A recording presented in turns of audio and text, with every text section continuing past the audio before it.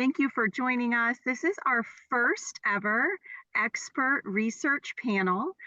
This event has been coordinated by the Future Problem Solving Student Advisory Group, which is led by Talia Richmond and many other leaders in our future problem solving community.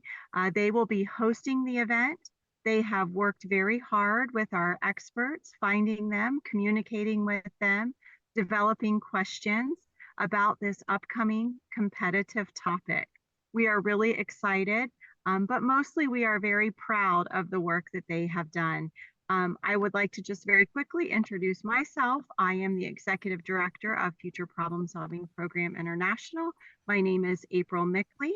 And without further ado, I am going to turn this panel over to Talia Richmond and Toby Leader. They are your hosts and your coordinators for this first ever event. Thank you. Hi everyone, my name is Toby. Like April said, I am one of three research directors at the Student Advisory Group. This is not only the first of these expert panels, but also actually the first event that the Student Advisory Group has hosted as a whole. So we're super excited to get started. Honestly, I'm a little nervous, but excited as well. So I think it's going to go well. Now I'm going to introduce our two panelists. We're super lucky to have both of them. They both have field experience in Antarctica and are amazing experts that we're super lucky to have. The first one I'll introduce is Professor Karentz, or Deneb. Deneb is a marine biologist with expertise in plankton ecology and ultraviolet photobiology. She's been to multiple Antarctic treaty meetings and is a member of the scientific community on Antarctic research. Her work is mainly focused on investigating the ecological implications of Antarctic ozone depletion, specifically identifying strategies for protection from UV exposure and understanding the mechanisms for repair of UV-induced damage. And she has over 30 years of field experience in Antarctica. And then our other guest, Mary, she recently joined the ASOC team in 2023 as a project coordinator. She has a broad background from coral reef research in the Central Pacific, North Atlantic right whale studies in Stahlwagen Bank National Marine Sanctuary, and blue carbon ecosystem conservation in San Diego. She received a bachelor's degree in biology from Boston University and a master's degree in marine science from Scripps Institution on Oceanography at UC San Diego. So again, we're so lucky to have both of them. Thank you so much to both of you for being here. If there's anything else you guys would like to add about yourself, now would be the time. No, thank you for the introduction and thanks for inviting me. I'm very happy to be here. Awesome. So a couple more reminders before we get started. So we have prepared a list of questions, but if anyone in the audience at any point has some question that they thought of and would like to ask, please send in the chat to me or Talia. We will write those down and try to get to as many of those as possible. Without further ado, let's get started. So the first question is for both of you, and it's actually about your experience in Antarctica. So how was your experience doing fieldwork in Antarctica, and specifically, how did you deal with the isolation and cold weather and some of the other like harsh conditions of being in Antarctica? Either one of you, if you'd like to start. I can start. I actually have not done field work in Antarctica. I have visited Antarctica as a tourist, which we'll get into a little bit later, but that really sparked my interest in it. But I work more on the policy side of Antarctica and the governance system. And so I travel internationally for meetings, but not typically to Antarctica. But when I was there in December, which is their summer, and I was hiking in leggings and a sweatshirt. So it was far warmer than I had expected. It was actually warmer in Antarctica than it was in my hometown that time that I was there. So definitely surprising in that sense. So I actually have spent a lot of time in the Antarctic at all different times of year. And my first trip was actually in August, which is the coldest time to be in the Antarctic. And when I stepped off the plane, the temperature was -70 degrees and the wind chill was -120. And I was like, what am I doing here? Because I really didn't know how I was going to survive. But it's really amazing how quickly you actually get used to working in that cold kind of environment. And I'm a marine biologist. We're out collecting water samples, and so we spent a lot of time outside. As I said, it didn't take very long to kind of get used to it. You learned how to dress properly so that your feet and your fingers and your face didn't get cold. We learned how to use the equipment. When you go to any of the bases with the U.S. Antarctic program, there's a lot of training that you have to go through when you first arrive. And it doesn't matter how many times you've been down, you still have to go through cold weather training, helicopter training, boat operations.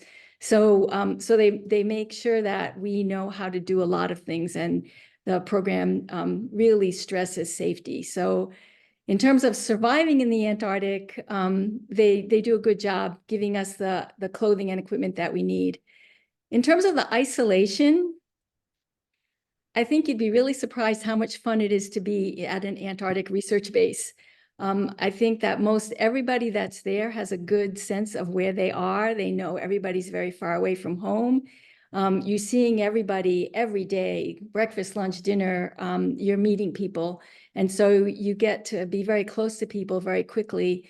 So the isolation, I mean, I really didn't feel isolated. I just felt like I was in a very nice, friendly community. And it was actually quite a lot of fun to meet all these people who came from a lot of different places, and not just scientists, but all of the support people that are there to make science work. Awesome. That's really interesting. We did read about isolation in our research, but it sounds like it wasn't really much of an issue for you, which is great. Just like a short follow-up, how many people were on that base with you?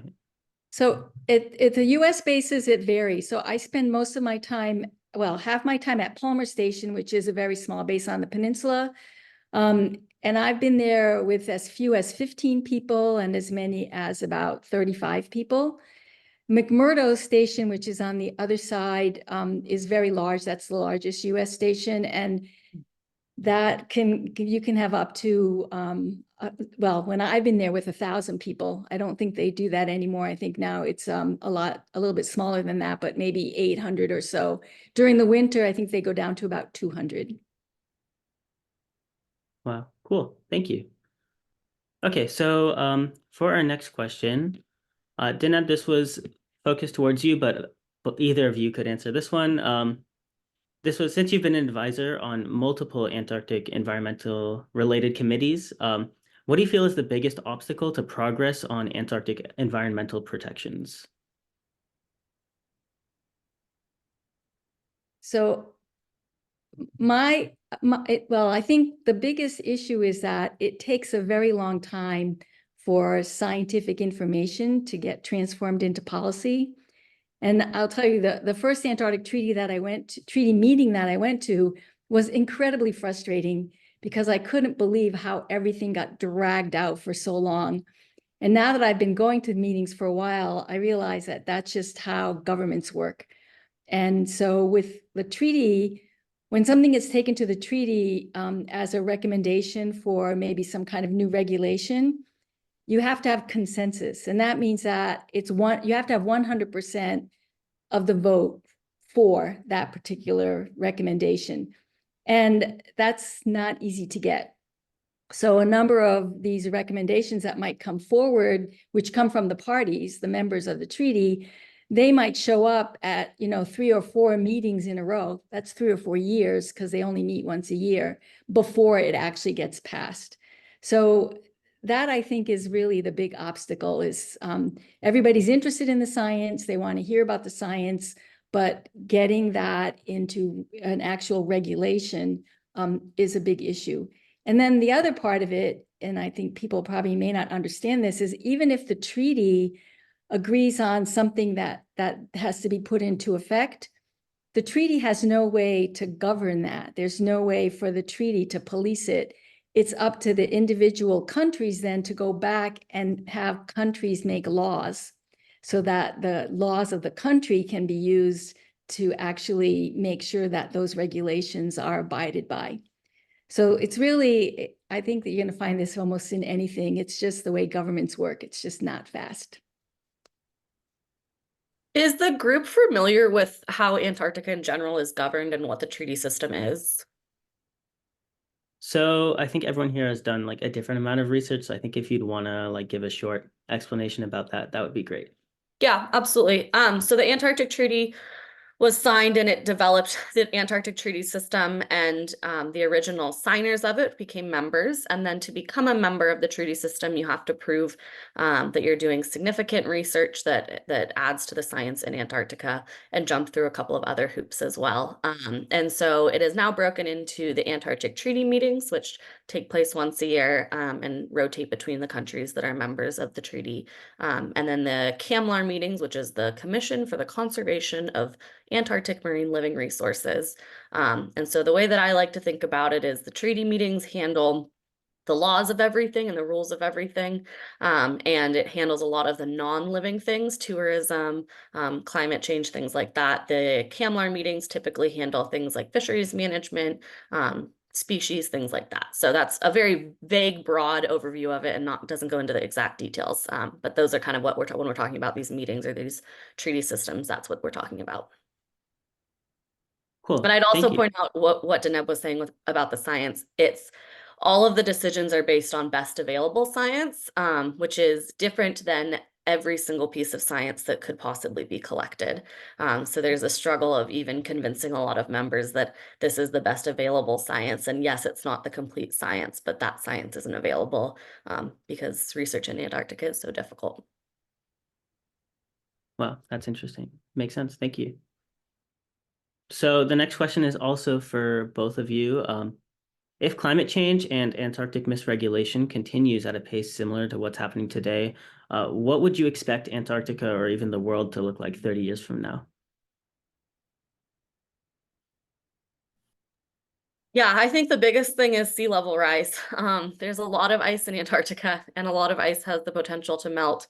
And specifically the ice sheets, I was looking into the climate of the party, or the convention committee meeting of the parties, whatever it is, COP. I was looking into COP, and they were in Dubai this year. And one of the big statistics that came out of it is that 1 meter of sea level rise will take place by 2070 from all of the globe's ice if we don't stop emissions. And so they did a pretty cool little bit of like a social media campaign of saying, oh, going different places in Dubai where the meeting was taking place, and saying this would be underwater and this would be underwater.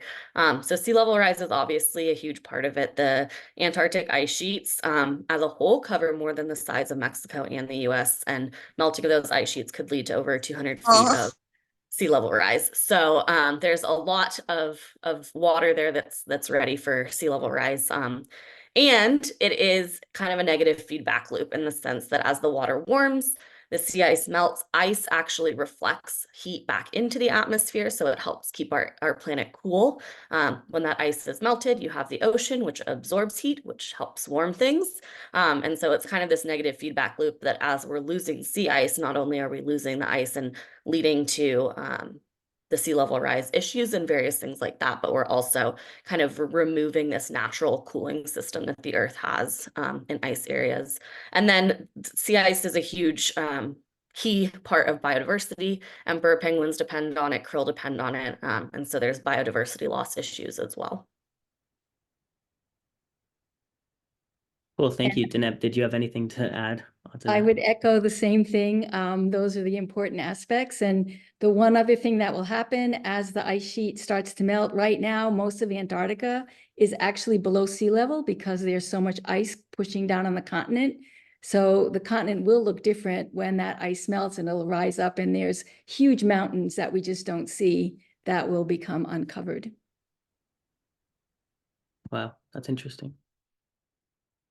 Okay, so the next question, we wanted to get into, there's this common misconception that the Antarctic Treaty will expire in 2048. And can you guys just like talk a little bit about that misconception, maybe why people have it and what will actually happen in 2048 and how that might change the policy regarding Antarctica?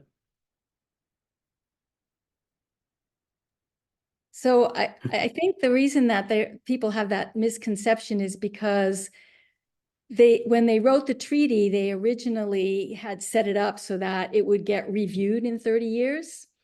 And when they put in the environmental protocol, which is another part of the treaty system, it had the same kind of review time in there. But in order for anything to change, again, they need to have a vote of the parties, and it will take a majority vote to make any major changes. And then they need consensus, which is 100% pro vote in order to make really big changes. So somehow people have gotten the impression that those marks, those 30-year marks, are actually expiration dates, but that's just not true.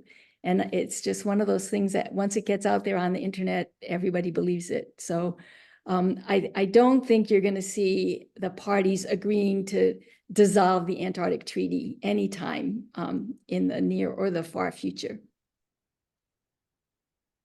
Does that help? Yeah, that's really interesting. Mary, did you have anything to add, or was that? Yeah, I echo everything. And I think that also there's a lot of interest in countries trying to join the treaty system. And so I doubt that, you know, if there's interest in keeping it going and these countries joining, I'm very doubtful that suddenly all these countries would no longer be interested in having the treaty. And one thing that's really interesting is the treaty was actually originally set up in the middle of the Cold War. And it was set up by a lot of the countries that were fighting in the Cold War against each other as really creating Antarctica as a place for peace and for science and for collaboration. So it's really unique in that sense that this time that was really politically heightened, these countries came together and said, this is a really important place that we need to protect. And so I think that basis of the treaty as a place for peace and collaboration and science echoes the fact that it's not probably going anywhere. And I can add a little bit to that history. In 1957, there was the International Geophysical Year, which was a year of international geophysical science. And there were 12 countries that collaborated on research in the Antarctic. And they saw how well that worked, that if they collaborated, they could get a lot more done. And that's when they started this Scientific Committee on Antarctic Research, SCAR, which is an organization. I'm the US delegate to SCAR. And then the year after, those same 12 countries that started SCAR are the 12 countries that started the treaty. So the treaty came a year after SCAR was established. And as Mary pointed out, it was just an incredible time for people to really come together politically and do something so positive for an area that really needed protection. And they did set it aside. It's for peace and science. And if you read the treaty, that's what it says. Wow, very cool. Thank you. Okay, so the next question, we just want to ask, like, what are some provisions that you think should or could be added to the treaty that might benefit the protection of Antarctica? I don't know if there's anything that necessarily will be added just because there is a lot of a process to go through doing that. But I think that one thing that we've been seeing as a trend in a lot of these meetings is, especially in the conservation policies, a shifting from the fact that the convention is named for the conservation of marine living resources. And it does point out that we have to balance rational use and human impacts. But there's been kind of this ongoing narrative that the burden of proof or the amount of science that you need to create conservation measures that are about conservation is a lot higher than the amount that you need to allow fisheries activities or human impact activities. And so I think one thing that I'd like to see, which isn't necessarily something that would be added to the treaty, but just more of a mindset of negotiating in good faith in a way in which, you know, comes back to the values of conservation, of the peace and the science, and not as an exploitative, you know, use of this natural resource that we have. So I don't think that's something that any policy that we put in the treaty or any conservation measures or anything like that is going to do. But I think that that's a way in which the treaty system can grow in kind of shifting that or reshifting that balance back to making sure that we're prioritizing as conservation of Antarctic marine living resources specifically, rather than rational use being the main focus. Makes sense. It's very interesting. Deneb, did you have anything you wanted to add, or any other policies maybe that you think could be beneficial? No, I would totally agree with what Mary just said. I think one of the issues that we might see coming up more in the treaty, but I have no idea how it's going to be dealt with, is tourism. I think the projection this year is 120,000 tourists going to the Antarctic. And so, I don't really know how that can be addressed or how it should be addressed, but I think you might be hearing more about that. Yeah, we did actually have a question about that a little later on. This is actually a question from a participant, but maybe fits a little into what you were saying, Mary. This is from Banner, and he asked, are the ATS meetings stressful, or does everybody kind of just agree, is what he was asking. So like, is there a lot of like debating and disagreement within the different parties present at these meetings? And like, how do you maybe work through that if possible? Yeah, I can speak a little bit to those CAMLAR meetings, the Conservation of Antarctic Marine Living Resources. Those are the meetings that I typically attend.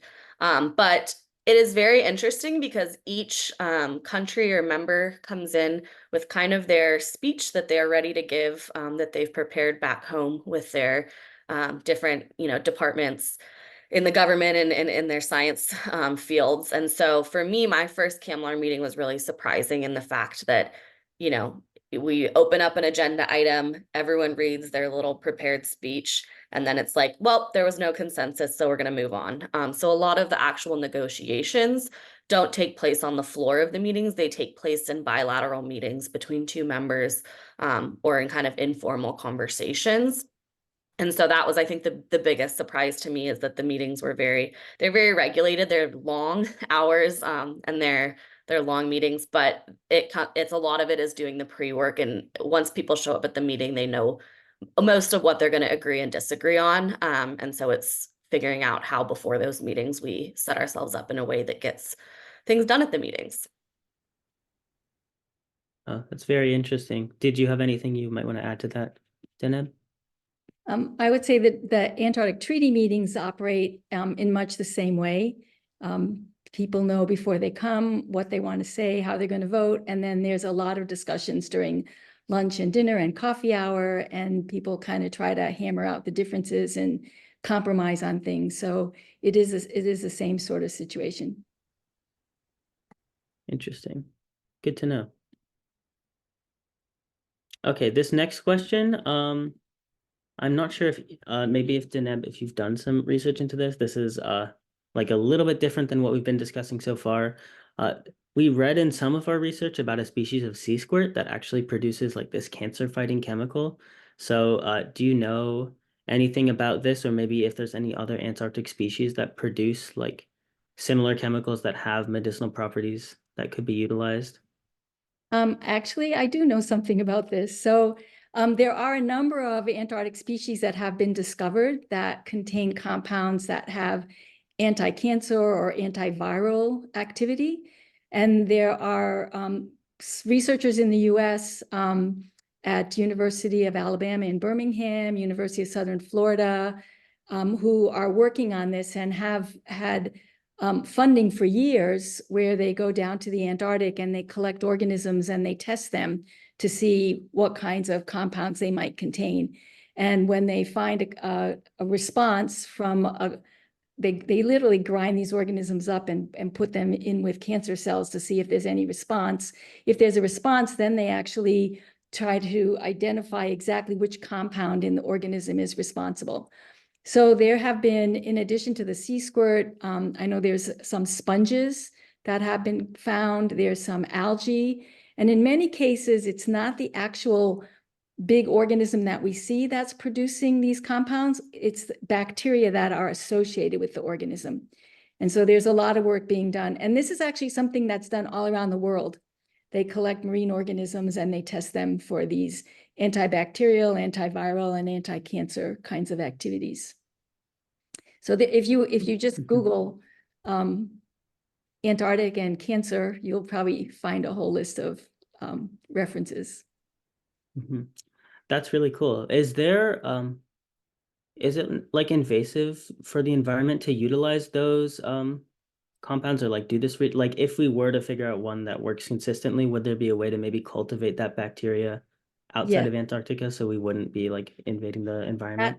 That's actually a great question. And also, this is something that comes up at the treaty almost every year. It's called bioprospecting.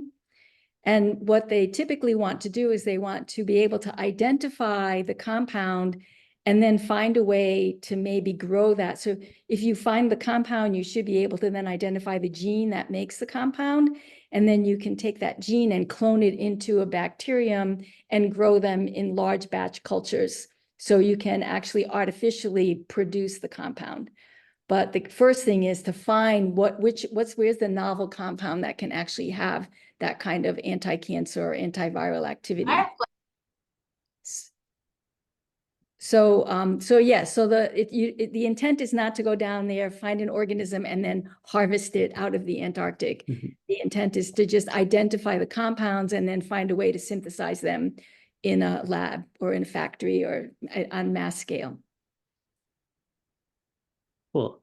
That's really interesting. Thank you. Okay, the next question, we kind of touched on it before, but this one is about tourism in the Antarctica or in Antarctica.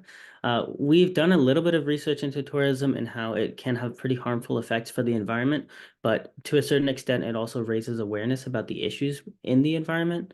Do you think there is a way to balance Antarctica and tourism in Antarctica with the aim of protecting the environment? And do you think that's a benefit that's worth preserving tourism? Yeah, absolutely. This is, like Deneb mentioned, this is kind of a hot topic, and there's very little regulation of it right now. So tourism has increased threefold since 2015. And so it is rapidly changing. And like I said, first time I ever, learned about Antarctica beyond what you learn in school.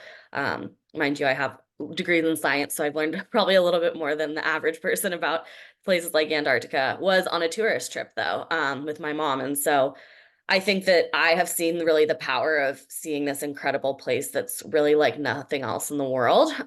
But at the same time, we do have to balance human activity, and it is kind of the last real wilderness of the world that's not being significantly impacted by a lot of direct human activity, though it is significantly impacted by a lot of indirect human activity and direct human activity, more than we'd like at least. And so it's really a balance. I think that one of the biggest problems is that almost 100% of the tourism takes place on the Antarctic Peninsula, which is the fastest warming place on Earth. So it's this ecosystem that's already really vulnerable to things like climate change. It's also the place that a lot of the krill fishing is taking place. And then you add tourists going there. And so it's day after day, these areas that are getting impacted by multiple things have a cumulative impact of that. A couple of the main problems with tourism, obviously, other than tromping all over the ice and things like that. But a lot of the vessels produce black carbon, which is essentially the soot that they release as they're steaming along. And that can actually end up covering some of the sea ice and changing those kind of reflective and refractive properties, and is also just not great for the environment in general. There's also very little regulation on the dumping of gray water. So water that is used in laundry, showers, things like that. There's very little regulation on how that is disposed of, and a lot of it gets dumped directly into the Southern Ocean without being filtered in any way, shape, or form. So I'm sure you guys are all aware that a lot of our clothing contains microplastics. And as you wash those things, you're washing out those microplastics and dumping them essentially then directly straight into the ocean, which there's ongoing research on where plastics are being discovered in places in Antarctica. Similarly, ship paint has plastics and it can break down into microplastics. So that's a concern. And then I'd say one of the bigger concerns is invasive species. Bird flu has hit Antarctica and it's highly deadly. And because Antarctica is theoretically this isolated place, it's hard for species to be able to survive if a pandemic like bird flu hits and wipes the whole species out. There's very little chance of kind of rebuilding that species. And so places where there is a lot of tourist activity, we're also seeing increases in invasive species that threaten these places that have been evolving in isolation for so long. So those are kind of the main threats to it. There is a international organization, International Association of Antarctic Tour Operators. Luckily, most of the tour operators are very, very environmentally safe. They take efforts. There's a lot of cleaning of boots when you go from one place to another and things like that that they put into practice. But again, there's not much formal regulation in even the treaty system that helps kind of protect Antarctica from that. And so as we're seeing these massive increases in tourism, it's how do we balance making sure that those people are walking away from the ships educated, and make sure that we're limiting the activities that can take place or the number of people that can go there, putting certain regulations in place that preserve the beauty that is Antarctica. Thank you. It looks like we have a couple follow-up questions. One question from Kala about if there are any like pollution and rules against pollution in Antarctica, and like how strict those rules currently are with regards to tourism, if you know. Yeah, right now there's not any major restrictions for dumping of gray water. Deneb, you can probably speak a little bit more on what the bases are doing, the Antarctic bases. Yes, so there are restrictions, and there are also self-imposed things that countries are doing. And so there are wastewater treatment plants at the US bases, which I'm most familiar with. Everything is shipped out, which was not always the case when I first started in the program. I'm going to totally date myself, it was back in the 1980s. They burned every Saturday, we just burned the trash. And that stopped quite a while ago. So now everything is separated on station and carted out for recycling whenever possible, or disposal if that's necessary. I actually went down to the Antarctic this past December on a tour ship. And I will just reiterate what Mary said, the IATO, the International Association of Antarctic Tour Operators, they come to the treaty meetings and they follow the treaty protocols, and they actually have some of their own protocols that go beyond what the treaty has set out. And so they really are making an effort to try to make the tourist industry as green as possible in terms of going to the Antarctic. It's still a lot of people and a lot of ships. But I think people are very much aware of the fact that this is something that needs a lot of attention, and they need to put the effort in to be able to make it work. And I think that what you had said earlier, Toby, is absolutely true. Getting people to the Antarctic is one way of getting them to appreciate how special and important that part of the world is. And so the tourism does serve a purpose in that respect. Cool, thank you.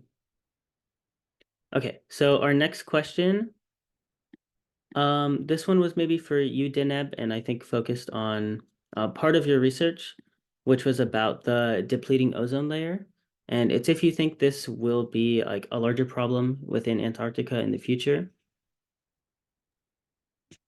So the ozone depletion issue in the Antarctic is a really interesting one, because it started in the late 1970s. And at that time, there were no regulations on ozone depleting substances being released into the atmosphere. But shortly after that, the United Nations put in the Montreal Protocol, which is a treaty that limited the use. In fact, it eliminated the use of some ozone depleting substances and then limited the use of others. And since then, we have seen a change in ozone depletion globally. Over the Antarctic, we still have what people call the ozone hole, because the ozone depletion is something that's catalyzed by sunlight. And so when you have wintertime in the Antarctic, you don't have ozone depletion because there's no light reaching the atmosphere. But in the early spring, August, September, when sunlight starts to come back through, you get a huge amount of depletion. My scientific opinion on this is that anything that was really going to be devastating because of ozone depletion would have happened back in the 1970s and 1980s. And unfortunately, we didn't start studying the biological effects until after the ozone hole had opened up and been around for a number of years. So what we're looking at now are literally the survivors. And so anything that was not going to be able to handle that change in ultraviolet light, which is caused by ozone depletion, would have died out. ozone depletion is still going to be an issue. And you can all be examples of this. Even today, if you went and spent too much time outside, you're going to get sunburn. So the ultraviolet light is still a danger, even if we, have ability to deal with the damage that it causes. So in the Antarctic, I don't think it's a catastrophic situation. I think with the limitations of the ozone depleting substances, there'll be changes that occur in the ozone levels. There's a little glitch that comes in because now what they're finding is that the warming of the climate is making changes in the temperature of the stratosphere, and that's also causing ozone depletion. So there's just so many different factors involved that it's kind of a wait and see situation. But I think it's not the end of the Antarctic ecosystem because of ozone depletion. I think there's a lot of other things that are going to be much more serious to deal with. Okay, kind of as a follow-up to that, so it's still, even with those bans on the chemicals that were causing the ozone depletion, and though like globally the ozone is kind of regenerating, is it still getting worse in Antarctica currently? I don't think it's getting worse, but it has not gone back to 1960s levels. So Okay. during the spring, we still see a thinning of the ozone layer when that sun comes up over the horizon. And a lot of that just has to do with the structure of the atmosphere over the Antarctic. There are also these, I don't like calling them ozone holes, but that's the common vernacular. There are also some of these over the Arctic. It's just that they move around a lot more because the atmosphere has a different structure. Oh, that's interesting. Real quickly, guys, I'm gonna ask that we try to limit the chat to mostly just questions. And if you have sent a question, we've written it down so you don't have to send it like multiple times. We will get through all of them or as much as we can. But yeah. Okay, so the next questions, we actually had a few follow-up questions during that. One was actually about, or a couple were about what you said about the bases and how you remove the trash from the bases. So actually a previous question. During winter, when it's like not really possible to ship or if we think it's not really possible to ship the trash out, do you like keep it on base, or is it an issue that you can't ship out the trash at some points in the winter when like travel isn't possible to Antarctica? Right, exactly. And in fact, at McMurdo, they save it for a year and it goes out on a ship that comes in once a year because it's just not economically feasible to fly it out. So most of the travel to McMurdo Station is with airplanes from New Zealand to McMurdo. But there's a supply ship that comes in once a year in January. And so that brings in all the food and fuel and all that kind of stuff. And then all of the trash gets shipped out when the ship leaves. And the same thing at Palmer Station. Palmer Station is serviced by the research icebreakers. And so they come in and out about every 6 or 8 weeks during the summer, but they don't come in very much during the winter. So things are just stored on station. Cool, makes sense. Thank you. And then another question about the bases. Is it possible to travel between bases? And if so, like what vehicles are used, or do you have to go back and then fly in directly to the base from like some part of the mainland? So the US has 3 permanent bases. Palmer Station is on the peninsula and there are no other bases nearby. So you go to Palmer, you stay at Palmer, and you go to South America to get there. McMurdo Station, you fly to New Zealand, and then from New Zealand, you fly to McMurdo. From McMurdo, you can fly to South Pole. They do have what they call the South Pole Traverse. So to resupply South Pole, they do it over the ice, and they have big track vehicles that will go from McMurdo to South Pole, and they have big trailers that they drag behind them to take those materials across. McMurdo Station actually is very close to one of the New Zealand bases, Scott Base, and you can actually walk from McMurdo to Scott Base. And so we do get to visit them back and forth a lot. On the peninsula, on King George Island, there are, gosh, maybe 6 countries have bases there.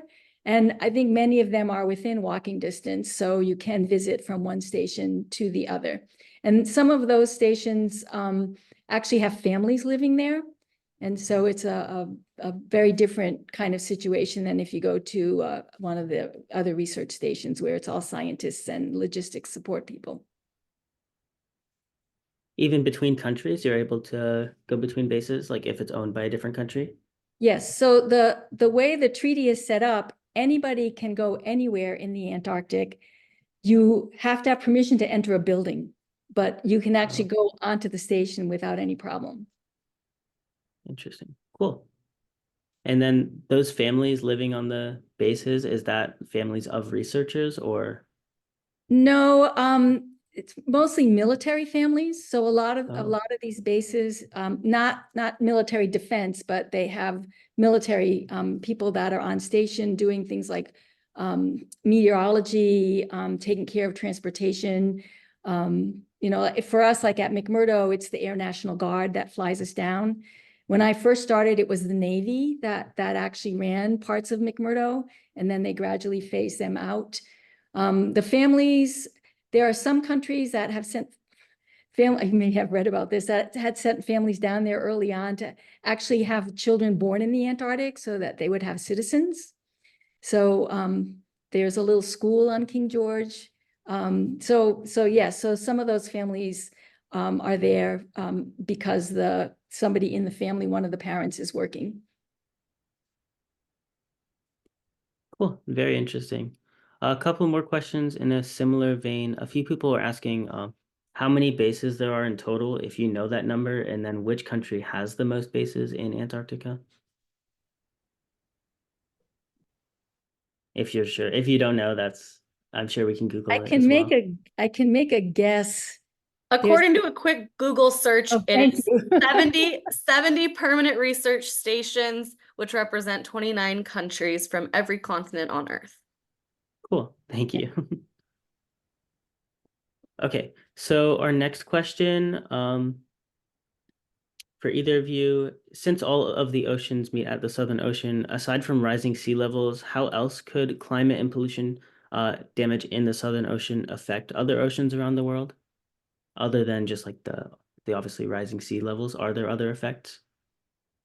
Yeah, so the current system that surrounds Antarctica is called the circumpolar current. It's commonly referred to as kind of the conveyor belt of the ocean. So obviously the water in Antarctica is a lot colder than a lot of other water, and it's also very, very nutrient rich. So typically what happens is this water flows off the continental shelf. It's really, really cold, so it sinks. And then that drives these deep ocean currents that circulate the water, which is then upwelled in the tropics. The tropics are typically pretty nutrient limited water. The way I like to think of it is if you go to the Caribbean, you're seeing really clear, beautiful water. That means there's not very many nutrients in that water. If you see dark, really rich water, that means that they're very nutrient loaded. And so cold water is denser, it sinks quickly, and that drives those deep ocean currents. And so they're upwelled up by the equator with water that's come all the way from Antarctica and really drives a significant portion of the plankton production that happens globally, up to like three-quarters of the total plankton production. So it's a major driver of that. But those currents are slowing down. And the reason for that is as glacial ice melts, glacial ice is fresh water, and fresh water is less dense than the cold, salty water. And so it is sinking at a slower rate than that typical cold water that's being coming off the continental shelves. It's sinking more slowly, and so that those currents, those deep ocean currents, are slowing down. And so obviously sea level rise is something we're worried about, but those slowing currents can really affect global primary productivity and changes in really keystone basic species everywhere in all the global oceans, as well as changes in weather patterns and things like that. And so it's, again, kind of one of these feedback loops where the ice is melting, it's slowing down the warming of the Antarctic water, which can really create changes in weather patterns that can really create increased warming, which is then adding to more melting, which is then adding to fresher water, which is then adding to a slower feedback loop for that. And so again, it's one of those things, just like the sea ice melting and then having more absorption than reflection, that as the climate problems get worse, it's compounding the impacts of things, especially in Antarctica.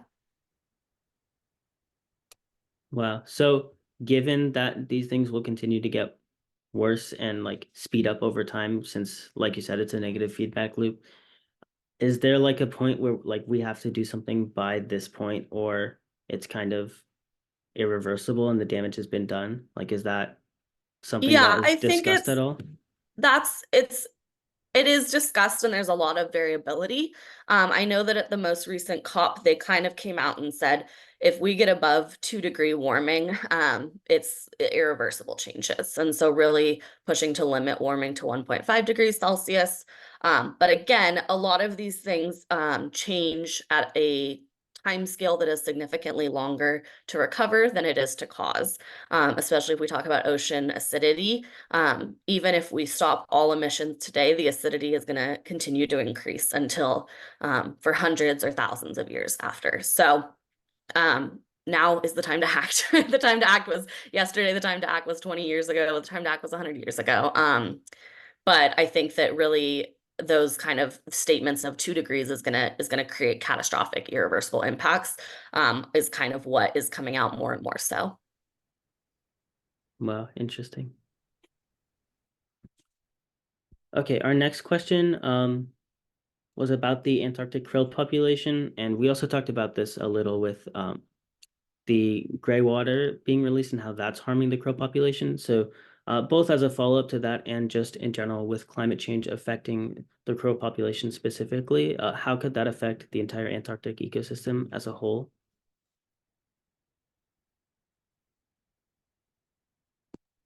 And this is for either of you. Yeah. Yeah, krill is really a keystone species. It is the base of the Antarctic food web. And so it provides almost 100% in a lot of cases, but at least an average of about 95% of the calories for most Antarctic seabirds and mammals. And so it is incredibly important, and it is most popular. The places that krill are most abundant that we know so far is the Antarctic Peninsula, which, like I mentioned, is also the fastest warming place on Earth, and is the place where the krill fishing is taking place and the place where tourism is taking place. The sea surface temperatures in the Antarctic Peninsula have risen by almost 2 degrees since 1995, those summer sea surface temperatures. So it's warming really, really quickly. And sea ice and ice in general is a nursery for krill. So as that ice is melting, we're losing habitat for them. Up to 30% of habitat loss is expected this century. So if you think of that, that's 30% less space for krill to grow. And we have the balance of krill is also becoming more and more fished. So the fishery is growing. A lot of things that you wouldn't think have krill oil do. And so there is kind of, again, that cumulative impact on krill of the climate's changing, the ocean acidity, which increases their hatching, is changing, their habitat is melting, and then you have us as humans extracting it for human uses. And so it's creating this cumulative effect that's not looking good. And even if our fisheries are only taking 1%, which is kind of the average that fisheries claim to be taking, there's been videos of recently one came out, I think even 2 days ago, of this super pod of whales that's feeding, and right behind it is a ship trawling for krill. And so you're literally seeing in this place that's supposed to be, free of human impact, a human actively competing with a huge population of whales for what they eat and the basis of their food web. So it's a big challenge, and I think that it is one of the things that has continually, like Deneb said, we talk about things for 4 or 5 years before there's any actual action on them, and krill fisheries management is one of those things that is continually brought up at meeting after meeting. But we've seen not as significant of progress that we would like. Well, anything you would like to add, Deneb? Okay, cool. So great job. cool. The next question, a little bit similar to what you were talking about. You mentioned the ocean acidification, and also you mentioned earlier how even if like we stopped emissions today, the ocean would continue to get more acidic. Could you maybe talk about like some of the effects if the ocean acidification rate were to continue at what it is right now, and maybe what we could do to stop it, and even why it's happening? Because not sure if everyone is aware of like what's exactly causing it. Yeah, absolutely. So the oceans in general, or global oceans, take up about half of the CO2 that humans produce. So they absorb it. And the Southern Ocean particularly takes up almost 40% of that 50% that the oceans in general are taking up. And the reason for that is because cold water absorbs CO2 a lot better than warm water does. And so we have this, the Southern Ocean is 10% of the world's ocean. So we have 10% of the world that is really, really good at taking up CO2. Planktonic organisms in the Southern Oceans, and I'm sure Deneb can talk more about this, but they that have calcium carbonate, or that need calcium carbonate in their skeletons, calcium carbonate essentially dissolves in more acidic waters. And so needing that, it's not as available if you have increased acidity. And again, a lot of those plankton are really the basis of the food webs. And so losing that is then creating this cascading effect on larger animals as well, and biodiversity as a whole. And then also those plankton are really doing a great job at sucking in a lot of CO2, and then they die and they sink to the bottom, and that CO2 is then stored in the deep ocean rather than being re-released. So again, having organisms that aren't able to as well take in that CO2, that are less abundant, means that less CO2 is taken from the atmosphere. Again, one of those feedback loops where, the things that we're doing are decreasing species, which are then making things worse, that it's decreasing more species. And so having that carbon not being able to be sunk and sequestered on a geological timescale, hundreds of years in the deep ocean, is a major loss. And then also, like I said, like even if we do stop emissions, the oceans are gonna continue to get more acidic over time. And it'll take years, tens of years, hundreds of years, maybe thousands of years until we see it steady off or start declining. So I'm sure Deneb can add much more from the scientific perspective to this. No, I think that was a great explanation. And I'll also point out that in the Antarctic, as Mary said, because the water's so cold, it absorbs a lot of CO2. That also makes it very difficult for organisms to calcify. So if you go to the beach here, somewhere in the US, you can find lots of big, heavy shells, but you don't find those in the Antarctic. In the Antarctic, like I've seen scallops that have been collected and the shells are paper thin, because it just takes too much energy for them to make a really heavy shell because the water is so cold. So the acidification just makes that even more difficult. Wow, that's really interesting. And it kind of sucks. I mean, we've talked a lot about like these negative feedback loops and how a lot of stuff are going wrong. So is there anything that ordinary citizens can do to help like make changes with regards to Antarctica specifically, maybe beyond just the traditional, like the traditional global warming stuff? So I think what's important for everyone to keep in mind is that even though Antarctica seems so far away and so remote, it's not. It's part of the whole global system. And anything that happens, well, for example, ozone depletion is a really good example. All those ozone depleting substances that are causing the ozone depletion in the Antarctic are coming from the Northern Hemisphere. So anything that happens here in the US is going to have a global impact. So anything that people are doing or can do to help with reducing, carbon emissions, reduce the amount of plastics that go into the ocean, all of that is going to help Antarctica, because atmospheric circulation takes about 2 years. Ocean circulation is more on the order of 1,600 years. But again, anything that you can do to help prevent that from happening locally will eventually have a global impact as well. Yeah, I think to add on to that, we talked about how tourism is a great way to make people aware. We've got 100 people on this call that are now, know a lot more about Antarctica than any of your friends, any of your families do. And so talk to people about it. If you're of voting age, vote for, like Deneb was saying, vote for people that are going to take really quick climate action. But yeah, talk to people about it, raise awareness. It's kind of out of sight, out of mind, but it is such an important place, not only just to preserve as kind of the Earth's last great wilderness per se, but also for all of the benefits that it brings to the rest of the globe. In terms of krill specifically, look at what is in your pet food. A lot of pet food has krill oil in it. That's a major use of it. Look at your supplements that you're taking. If you're taking fish oil supplements, you're probably consuming krill. So looking at how we change the supply and demand for things to be able to, if there's less demand for it, there's less need to fish. There's less need for that human impact. And then also I think, especially with the younger generation, there's a lot of climate anxiety. There's so much going on. This is terrifying. The world is changing, and how are we going to do it? But I think that Antarctica is really a place of hope. In 1982, the International Whaling Commission banned commercial whaling. And since then, the whale species that were on the brink of extinction in Antarctica have recovered to almost 80% of their pre-whaling levels. And so it is a place that, when left to do its thing, when left to be the great continent that it is, it can recover. And so I think being able to have hope and know that our actions do matter, and not just feel very overwhelmed by the enormity of the climate issue as a whole is important to consider as well. Cool, thank you. So a couple more questions from the chat. One person asked about invasive species. I know you talked about this a little earlier.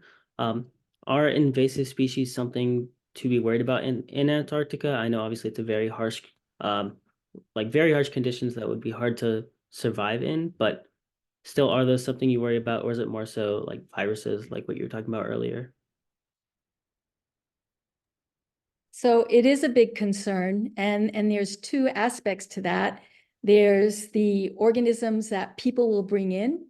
And so, and when we say invasive species, people are usually thinking of something you can see, but I think that probably the microscopic, like bacteria size organisms, are the ones that are really the most insidious and the ones that are really going to be the hardest to control. So there is that aspect of people bringing in invasive species, but then there's also the changing of water temperature. And in the marine system, there are organisms that can't survive in Antarctica today, but if the temperature warms up another 2 or 3 degrees, they might be just as happy to move there and set up a home. So you've probably heard about there's crabs that have been migrating south, and that's because the water temperatures are changing. So this is a really big issue. And once you get some kind of a predator that comes into an ecosystem, it can change everything. Whether that change is for the good or for the bad is a really hard thing to quantify or to even decide what good and bad are. But yes, these are all really big concerns. There's a campaign, IATO has a little decal, the tour operators have don't pack a pest. And the tourists and also the scientists that go to the Antarctic, everything you take down has to be inspected and cleaned. So if you went camping somewhere here in the US and you take that same gear with you to the Antarctic, it has to be totally washed and cleaned before you take it anywhere near Antarctic soils or Antarctic snow. So it is a really big deal. There's a lot of research being done on this, and it's something that people are trying to prevent.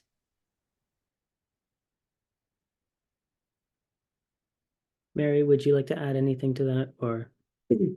Nope, I agree with that. I think also a couple of ways that things get there, like Deneb was saying, is equipment and things like that, but also on ships, something called biofouling. So there's organisms that grow on ships that when they're in port in Argentina or, Australia or New Zealand or wherever they are, that then travel and are then, anchoring places in Antarctica. That's obviously going to create a place where those species can thrive there if they're able to. And so I think that, again, reducing human impact is the way that we keep species from being invasive. Cool. Okay, so a couple questions from the chat that we're going to get to now. Some people asked about space exploration, and in some of our research, we have learned how Antarctica can be a good place to kind of simulate the experience of being in space. Is that something that you know about or see happening in the future? Yes, so that's actually happening now. NASA actually has, for a very long time, has had a number of research projects come to the Antarctic to test out equipment, because Antarctica is about as close as they're going to get to one of the planets that's out there. So NASA does use the Antarctic as a test area. And there are also studies that have been done on people's physiological responses to being in an environment like the Antarctic, which might simulate something that they might experience in a space community. So yes, that work is being done, and I think you can probably find a lot of information on that if you look through. There's a lot of research articles that have been written.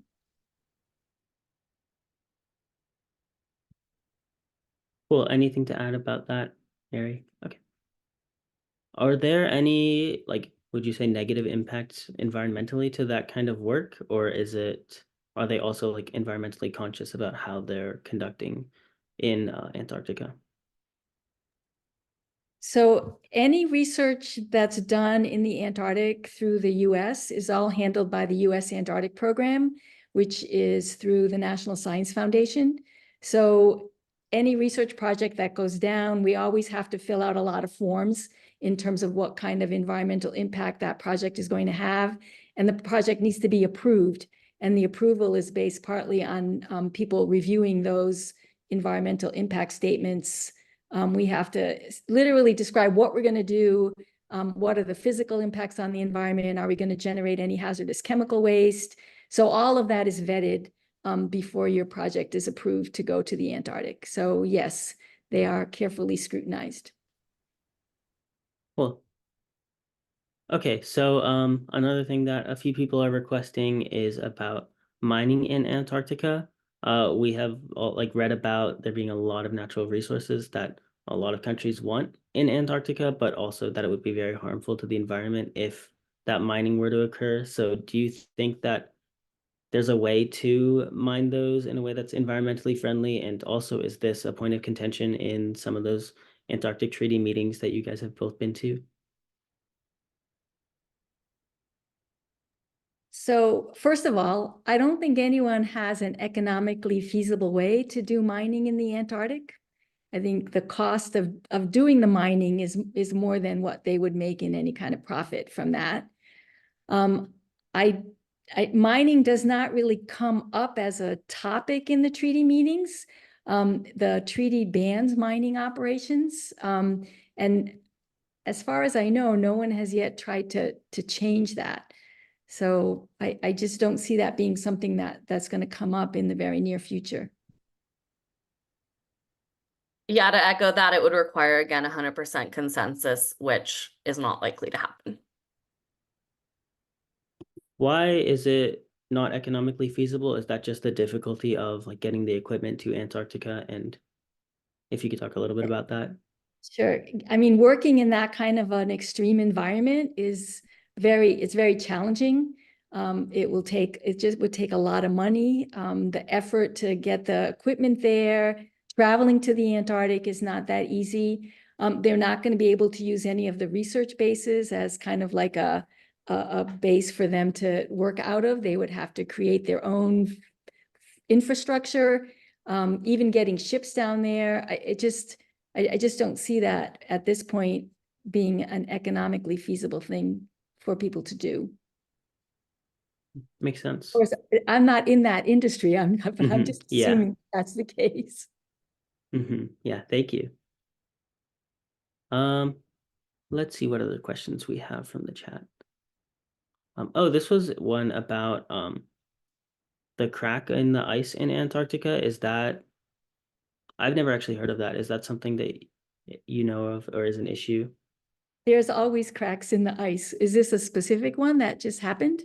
I'm not sure. The question was just asking about the cracks. I wasn't sure if there is a major one, but I work a lot on sea ice. And so I mean, I've gone through all the training. When we go out on the ice, that's one of the first things we do.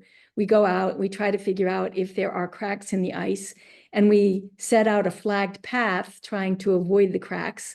But the sea ice is cracking all the time. And so that's something that we have to be very, very aware of and very cautious about.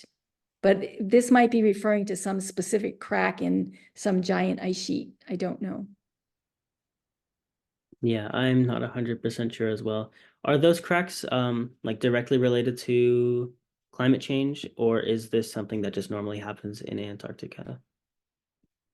So when sea ice forms, when you have sea ice, you would normally get cracks. You have the water underneath is moving with the tides, the wind is pushing the ice, so the ice will crack. With warming air and warming water, the sea ice is a lot less stable than it used to be. And so things have gotten a lot worse. And in fact, last season I was at McMurdo, we started working on the ice and then we just couldn't go out anymore because it wasn't stable. It was very dangerous. So we stopped. So the warming is having an impact. And I think Mary mentioned it has a big impact on the penguin species as well, because some of them are reliant on the sea ice. So if you don't have the sea ice, those populations can't breed. Yeah, to add on to that Interesting. with the penguins, a study came out last year that 2022, there was a massive breeding failure of emperor penguins, one of the larger colonies of emperor penguins, because the sea ice retreated before the penguin babies had built their waterproof feathers. They're not born with waterproof feathers, they molt and then the waterproof feathers come in, and that allows them then to swim and to be able to stay warmer and things like that. And that sea ice melted before that happened, or the ice sheets melted before that happened, and they weren't able to survive. So it's really unfortunate and really sad. Yeah. Just looking at the chat, it looks like they were talking about the ice crack in the Brunt Shelf, if you know anything about that. Okay, so that does happen periodically where a large ice shelf breaks off. And so, yeah, so the Brunt was, I think, the most recent one where they observed a crack in it. But there's been a number of these over the years where you'll get, because not always warming, but it can be from warming, it can be from other things, that these ice shelves are the face of the glacier that comes down off of the continent and floats on the surface of the ocean. And so when those break off, you just get these massive sheets of ice, massive icebergs. And so, yes, the Brunt was one of the most recent ones. Interesting. Oh, this is another question from the chat from Beckett. Is noise pollution a concern in Antarctica, like from the bases at all? Is that something you worry about?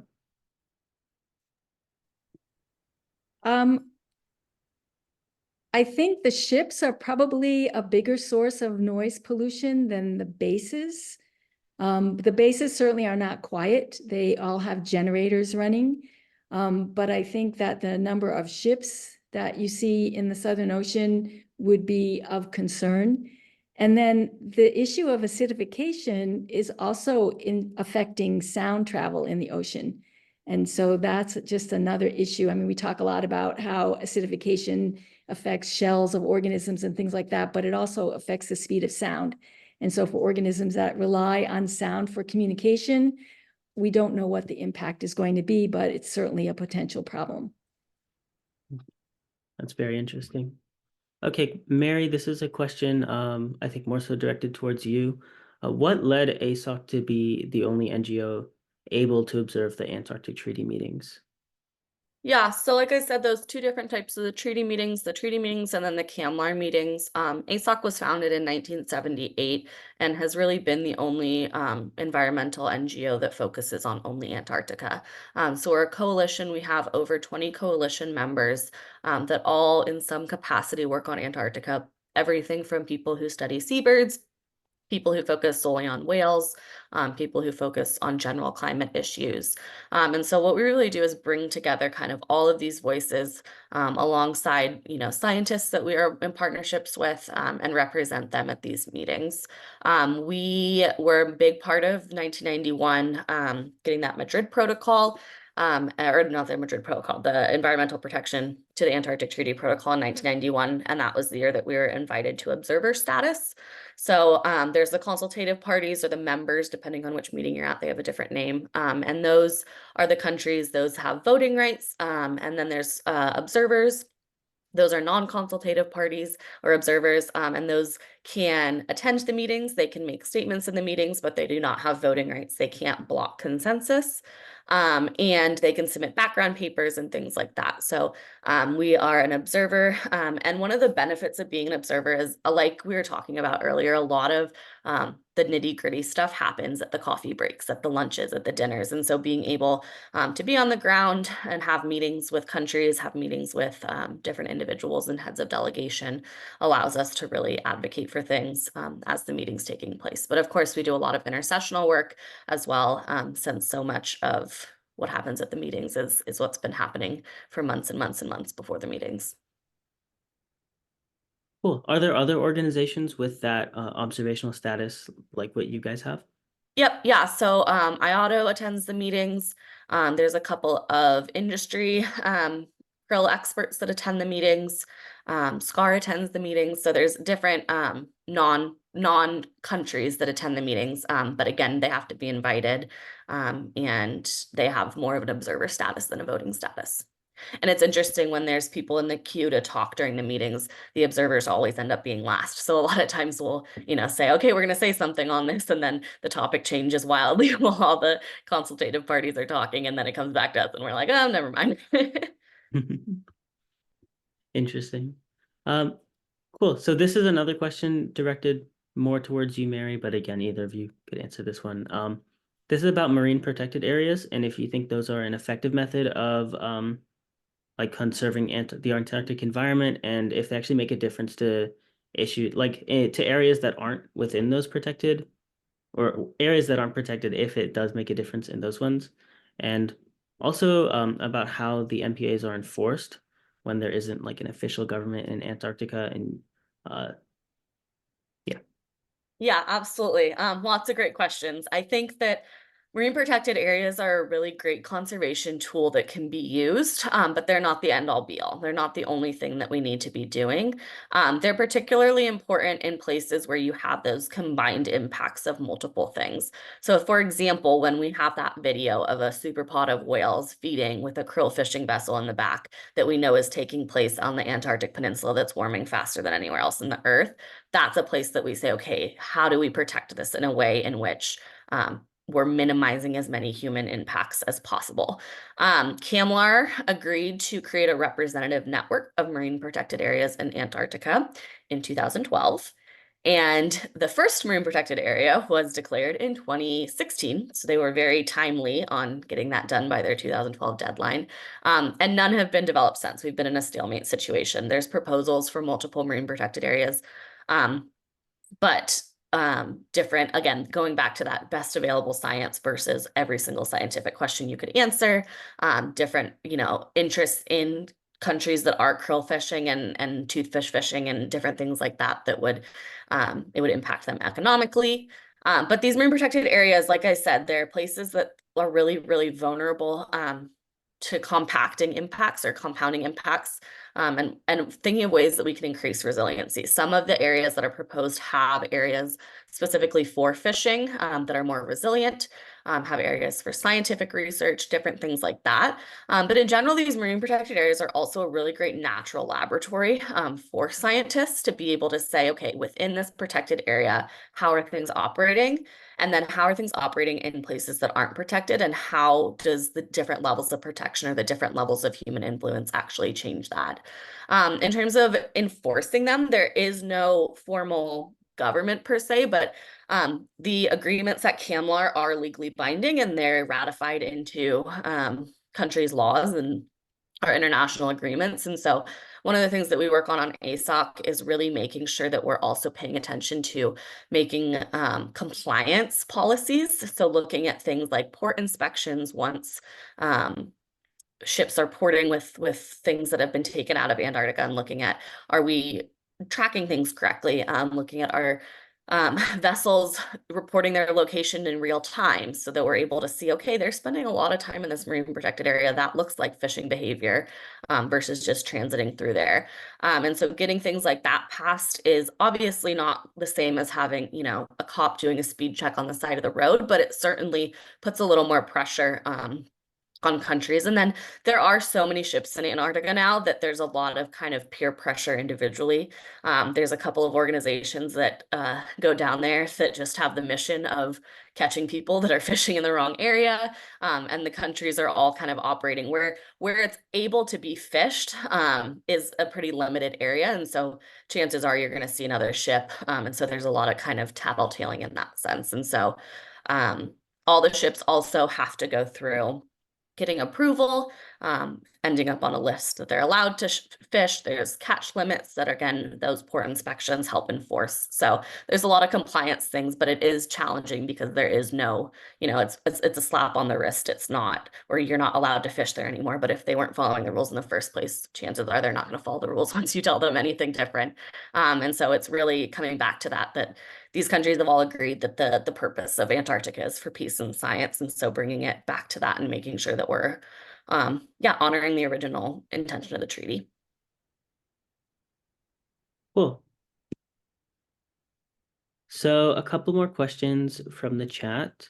One question asked about if it would be feasible to build permanent settlements in Antarctica, and maybe what potential challenges could arise from trying to build infrastructure there, or if there's a reason to build permanent infrastructure there.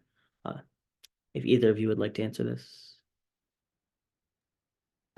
Well, there are permanent structures in the Antarctic. So the 3 US bases that I mentioned are year-round bases. The buildings are there year-round. There are people in them year-round, and many other countries have year-round bases. So yes, it is possible to build permanent structures, and I think the planning of the construction of those has been researched. And if you look at some of the newer stations that are being built by countries, there's some really fantastic designs where they've accounted for, you know, wind shear. They're elevated so the snow can blow underneath instead of covering them over. So yes, it's definitely possible to build permanent structures. I think the question also may have been, like, I'm trying to figure out as well, but I think it also meant more so about like settlements for people living there, not necessarily for research. And we did talk about the military families living there, but if there would be a reason for settlements outside of those. That, I don't know of many people who would want to live there on a permanent basis. So I guess it could be done, but I would have no idea why that would be done. And one of the things that's been kind of a hot topic in the tourism conversation is certain countries wanting, you know, there was at one point talk of a country wanting to put up a hotel in Antarctica, and it was like, let's not actually, or building runways so that they don't have to take ships to Antarctica for tourists. So I think that there have been attempts at that, but nothing that has been successful. And I think that's, again, a place for increased regulation as the tourists become more prominent there. Cool. Another question from the chat. We talked about this a little bit, Deneb, about some of the dangers of researching when you were talking about the cracks in the ice. But what might be some other challenges that you could face while researching, or maybe something that you have personally faced? So as I said, I've done a lot of work on the sea ice, and that does tend to be very dangerous. We do a lot of work in small boats like Zodiacs, these inflatable boats. And again, there's a lot of safeguards in place. We have to check the weather before we leave. We need permission from the station manager to go. But things happen. So we have had occasions where people get stranded during a storm. You have a whiteout. There are safety caches with emergency gear in them scattered around in different places, so we know where those are. You're using all kinds of transportation. You're in track vehicles, you're on snowmobiles. They bring down pickup trucks and they take the wheels off and they put tracks on them instead. We fly around in helicopters, airplanes. So yes, there's a lot of things that could go wrong, but there are a very large number of safety features in place. There have been some accidents, there have been some deaths, a few, and in most cases, it's when people are doing something they're not supposed to be doing. So it is dangerous. I'm always very conscious of where I am. When I take a field team down with me, I'm really strict about what they do and where they go. And we're just very, very careful. We don't do anything that would jeopardize anybody's health and safety. Makes sense. And Mary, this question, also from the chat, may be a little more directed towards you. This is about whether the sea melting has affected whale feeding patterns. And this person said that they had seen research where whale pods had been feeding like in Fibonacci spirals, and if that's something that's happening where their behaviors are changing because of the changing conditions in the ocean. I'm not sure specifically on specific feeding behaviors changing, but I know that their patterns and where they're going are changing. So krill needs relatively cold water. As the water's warming, it's migrating their populations to colder areas. And so then as a result, whales are then migrating to follow that, and other species that feed on krill are migrating to follow that. But I'm not, I'm not saying no, I just don't know if there's any other specific behavioral ones. Deneb might know more from that. No, I can't add anything to that. No worries. Thank you so much for. Okay, and then we are almost coming to a close here. So just kind of as a fun question to end off the day with, what's kind of like your favorite thing or the most interesting thing that you've learned or researched about Antarctica?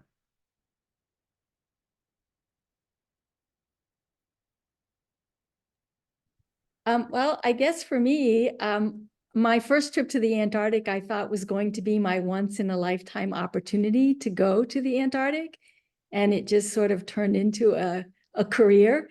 And that to me was a real surprise. And it's a place that I would go, any opportunity I have, I would go to Antarctica. It's an incredibly inspirational place. It's beautiful. It's just a fantastic landscape, and it's an incredible place to be able to go and do research. And so I'm just amazed that this is how I ended up having my career go in this direction. Yeah, similar to that, when I visited Antarctica, I thought I was going to study whales or corals. And this picture that's my background right now was my computer background for years. And the job that I have now opened up, and I was like, this is this place that I've absolutely fell in love with, and using some of my skills that my technical skills I've developed. So my favorite thing is the ice in Antarctica. I think that it's really cool how just different even wave forcings change it. On one side of the Antarctic Peninsula that you're on, the ice is really in cube shapes. On the other side, it's in these waves. And so the ice really is what mesmerized me the most. And I learned that the term to describe people who are really excited about ice is pagophile. So PAGO file. And so that's my self-description of myself, is a pagophile. So Awesome, cool. Thank you so much. Let's see if there are any more last minute questions from the chat. Oh, we had one about they said they had researched city-sized holes in the ice. Is that something that you know about? I'm sorry, what size holes? Like, excuse me, holes like the size of a city in the ice somewhere? I'm not exactly sure. Sounds like not really. Okay, I mean, we can always do our own research. And let's see, it looks like maybe one more question. Oh yeah, so this is about tourism. Are there any recreational facilities in Antarctica and do they cause any issues right now? I'm pretty sure there are none right now. Like I said, there's been a couple proposals for them, but they have not gone anywhere. Cool. Okay, it looks like that's most of the questions. So thank you so much, both of you, for coming, and thank you so much for talking to us. We're all super lucky to have you. Talia, I think you wanted to say something, yeah? Yeah, thanks so much. I want to just thank again our wonderful panelists and everyone who joined tonight. I'm so glad we had this opportunity to learn from you and to supplement our research with this event. I certainly learned quite a lot. I also want to thank Toby and Brienne, our amazing research directors. Unfortunately, Brienne cannot be here tonight, but I really appreciate your hard work getting this organized, and you did a fantastic job. Just some kind of logistical things. We'll get this meeting recording out to everyone likely by the end of next week. And also, if you are an FPS participant and are interested in joining the FPSPI Student Advisory Group and contributing to panels like this one, you can contact me at talia@fpspi.org. Well, that is all. So our first FPSPI research panel has come to an end. Thank you so much all again for attending, and I hope you all have a wonderful night. One more thing before everyone leaves, if everyone could turn their cameras on or at least unmute and just say thank you to both of our panelists for being here. I'd really appreciate it. And again, thank you so much to both of you. Thank you.